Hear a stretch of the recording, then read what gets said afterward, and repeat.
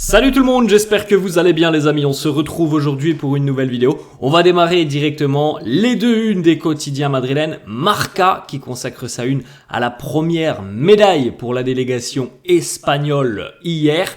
C'est pour le judo espagnol. Une petite information qui concerne le Real sur cette une du quotidien Marca. C'est Endrick émotion a flor del piel en su presentación. Émotion à fleur de peau pour Endrick lors de sa présentation hier. On va regarder ça dans quelques instants. C'était assez émouvant et il y avait énormément de monde au Bernabéu pour accueillir le prodige brésilien. La une du quotidien AS, là aussi, le bronze pour démarrer du côté de la délégation espagnole. Et puis cette déclaration d'Endrick, et vous voyez déjà la première photo tout en haut où on retrouve Endrick en larmes hier lors de sa présentation. Et voilà les mots, quiero estar aquí siempre, j'espère pouvoir rester au Real pour toujours. Voilà, une présentation vraiment très émouvante pour lui hier. On rappelle qu'il n'a que 18 ans, Endrick. Quand même quelque chose d'incroyable pour lui déjà d'arriver au Real Madrid.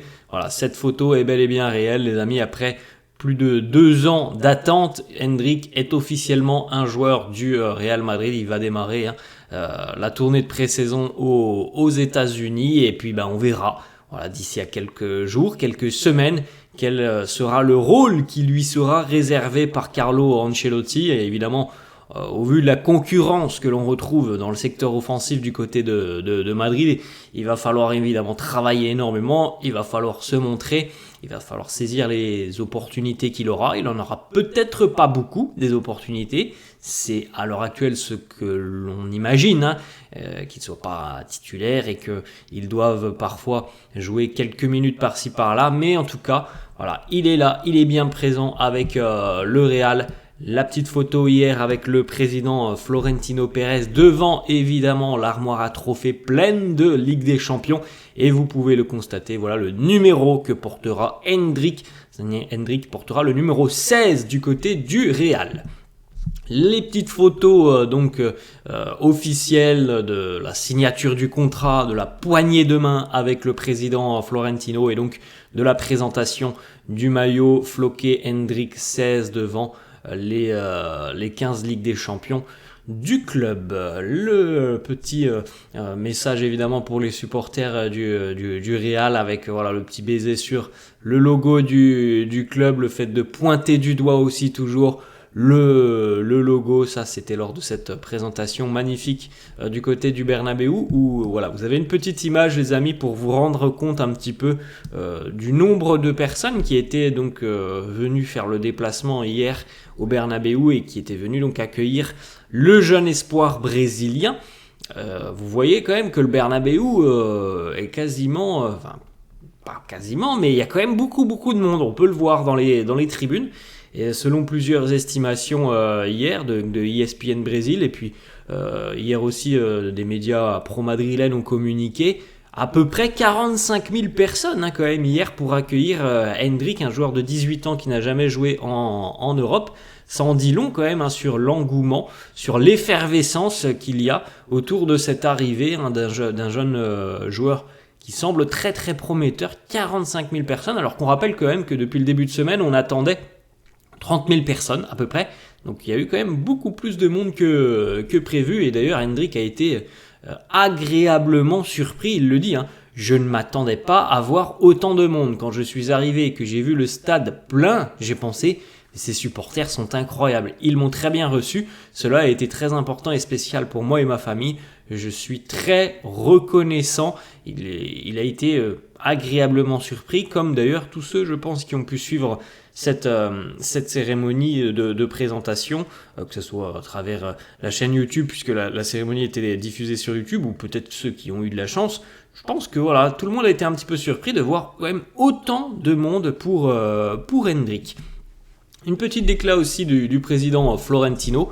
Il nous dit, cher Endrick, ce moment que tu vis en ce moment dans ce stade Santiago Bernabéu était ce dont tu rêvais depuis que tu étais enfant. Cette fermeté et cette conviction avec ton talent et tes sacrifices t'ont amené à réaliser le rêve de ta vie. Il a toujours les bons mots. De toute façon, Florentino, c'est quelqu'un qui a beaucoup d'expérience et il a toujours les bons mots dans ce genre de circonstances. Hendrik qui nous dit aussi, c'était mon rêve, je ne me souciais rien d'autre. J'ai demandé à mon père si le Real était dans les négociations et je lui ai répondu que je me fichais des autres équipes. J'espère faire toute ma carrière au Real Madrid. C'est vraiment quelque chose d'assez fort pour lui parce que depuis tout petit, il voulait rejoindre le Real. On va regarder une petite vidéo, on va regarder un petit extrait d'une vidéo dans quelques instants qui montre à quel point c'est quelque chose d'immense pour lui de rejoindre le Real Madrid. Et évidemment, hier, il y a eu des larmes. Voilà, c'est quelque chose de fort. Il a 18 ans, il n'est pas habitué à ce genre de choses. Hendrik, même si tout se passe déjà très vite dans sa jeune carrière, il n'est pas habitué évidemment à voir déjà toutes les lumières, autant de lumière peut-être sur lui, même si comme je l'ai dit, il a déjà fait de grandes choses au Brésil avec son club, avec la sélection, donc la pression il commence à la connaître, mais là c'est déjà l'accomplissement et l'aboutissement de toute sa jeune carrière avec ce rêve qu'il avait en tête, rejoindre le Real Madrid. Donc on l'a vu hier avec beaucoup d'émotion, prendre la parole devant ce public du Bernabéu hier, et il a terminé d'ailleurs sa petite présentation au micro, Hendrik, avec le fameux 1-2-3 à la Madrid, mais lui, il l'a inversé en nous disant 3-2-1, donc la version Hendrik à l'envers. On poursuit les amis avec cette belle petite photo, ces deux petits frères qui sont venus le féliciter avec ce beau petit moment entre jeunes frères, parce qu'il n'a que 18 ans, c'est quand même fou de se dire qu'à 18 ans, il signe au Real, qu'il y a 45 000 personnes qui sont venues l'accueillir au Bernabéu. Voilà, c'est incroyable.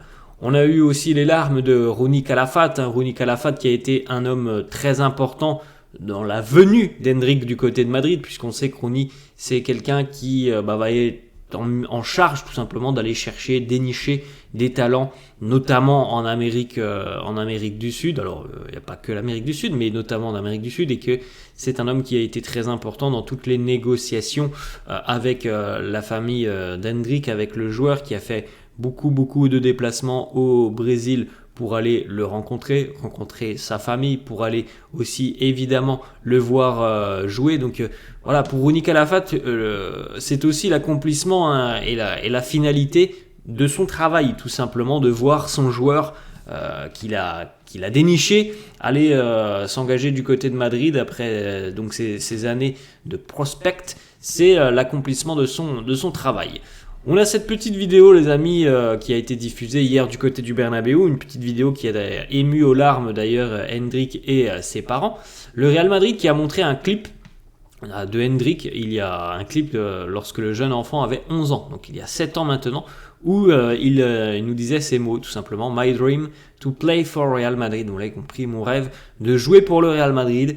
Et bien 7 ans plus tard, son rêve est devenu réalité à Hendrik. Félicitations à lui. Hendrik qui nous dit je suis ici au Real pour aider le club de toutes les manières possibles. C'est la chose la plus importante pour moi, aider le Real. On enchaîne avec une autre petite déclat, question-réponse. Est-ce que vous allez être dans le 11 titulaire? Question d'un journaliste. Réponse d'Hendrik: je ne me concentre pas sur ce genre de choses. Je peux seulement dire que je suis très heureux d'être ici à Madrid. Je veux apprendre des grands joueurs qui vont m'entourer. Je veux juste aider l'équipe, suivre leurs conseils. Maintenant, je suis très concentré sur le fait d'apprendre, d'acquérir des savoirs et d'aider cette équipe. Où est-ce que tu veux jouer? Voilà la question du journaliste. Je suis très heureux d'être ici. C'est une journée complètement folle pour moi. On va prendre les choses une par une, chaque chose en son temps. On se doute bien que si Hendrik jouera, ça sera dans le secteur offensif, vraisemblablement numéro 9, ou le poste d'attaquant axial. On continue les amis avec d'autres petites informations. Vinicius qui profite encore de ces derniers jours de vacances, et la petite teinture blanche blonde pour Vinicius avec son petit frère. Je crois d'ailleurs que Vini est toujours en vacances du côté du Brésil, donc il devrait pas tarder non plus à rejoindre le club du côté des États-Unis. On poursuit aussi avec Fede Valverde, le retour des cheveux blond platine pour Fede Valverde. On l'avait déjà vu comme ça l'année dernière. Fede, retour des cheveux blond platine, le White Hair FC, le cheveu blanc FC. On avait aussi Tony Kroos toujours avec ses teintures. On a Vini maintenant et Fede. On a une petite photo de Arda Güler qui continue sa préparation, qui sera évidemment du voyage pour les États-Unis. Voilà, Arda, il a l'air d'être quand même déjà très très affûté. On a vu beaucoup de photos d'ailleurs depuis la fin de l'Euro où on le voit quasiment ne pas avoir fait de vraies vacances. Où on l'a vu beaucoup déjà s'entraîner. Donc il a l'air quand même déjà pas mal affûté, Arda Güler, pour préparer cette nouvelle saison. L'attaque B du Real pour la saison prochaine, sur le papier évidemment, après les choses peuvent être amenées à changer, mais on se doute qu'à l'heure actuelle, normalement c'est Vini, Mbappé et Rodrigo les titulaires du poste, et donc l'équipe B, qui est quand même une équipe B qui a de la gueule quand même, quand tu te dis que tu as le jeune Arda Güler, que tu as le jeune Hendrick et que tu as Brahim Diaz, qui reste sur 2 saisons complètes là où il a été hyper performant, Milan plus Real. C'est quand même quelque chose qui est quand même plutôt sympa, je pense, du côté de Madrid, avec toutes ces doublures qui ont beaucoup de qualité. Le retour de Luka Modric à l'entraînement hier, ça fait plaisir de le revoir, Luka, après cette élimination prématurée de la Croatie lors de l'Euro, déjà de retour à l'entraînement. On l'a vu évidemment saluer Carlo Ancelotti, on l'a vu avec l'un des préparateurs physiques du Real. Premier jour hier pour Luka, il a évidemment passé les traditionnels examens médicaux et très rapidement il s'est mis au travail. Il est là pour reprendre évidemment le plus rapidement possible. Donc voilà, le travail en salle de musculation, et vous le voyez derrière lui, le général, c'est comme ça qu'il est surnommé, Mister Antonio Pintus, qui est déjà derrière Luka Modric, en train de regarder un petit peu comment ça se passe pour cette reprise pour Luka, qui évidemment sera du voyage du côté des États-Unis. Une petite photo, ça c'est aux États-Unis, eux sont toujours en vacances. On retrouve Jude Bellingham en première position sur ce manège, ce roller coaster, et juste derrière lui, alors il est tout seul mais vous pouvez le reconnaître, c'est Trent Alexander-Arnold, les 2 coéquipiers de la sélection anglaise, qui profitent encore de ces moments sur un manège des montagnes russes du côté des États-Unis. Les vacances sont bientôt terminées pour Jude. Une petite déclaration de Fabrizio Romano sur une question très simple. Est-ce que quelqu'un pourrait quitter le Real Madrid? Réponse de Fabrizio Romano: non, je ne le pense pas à l'heure actuelle. Peut-être que la vague de départ que l'on a eue, il y a quand même des joueurs qui ont quitté le club, notamment parce que pour Nacho il y avait cette possibilité incroyable de gagner beaucoup d'argent, et puis il y avait quand même un cycle de plus de 20 ans passé du côté du Real notamment, puis il y a eu pas mal de départs de jeunes du côté du Real, mais au final cet effectif il n'est pas vraiment chamboulé. Alors il a été question il y a quelques semaines de Dani Ceballos. On verra ce qui se passera quand même avec Dani Ceballos. Pour moi, c'est peut-être l'un des seuls noms à l'heure actuelle qui est susceptible de quitter le club. Sinon, je pense que offensivement, personne ne bougera. Défensivement, personne ne bougera. Parce qu'il n'y a pas non plus énormément de quantité défensivement. Au milieu de terrain, il y a quand même un peu de quantité, et il y a peut-être des joueurs qui se disent ça va être compliqué pour moi, et je pense que s'il y en a qui se disent c'est compliqué pour moi, c'est plutôt le profil de Dani Ceballos. Donc c'est peut-être lui, selon moi, qui aura peut-être un bon de sortie sur le mois d'août. On n'oublie pas aussi le départ de Rossellou. On termine là-dessus les amis, c'est la fin de cette vidéo. J'espère que ça vous a plu. N'hésitez pas comme d'habitude à lâcher un petit pouce bleu. N'hésitez pas non plus à vous abonner à la chaîne. Je vous souhaite une très bonne journée.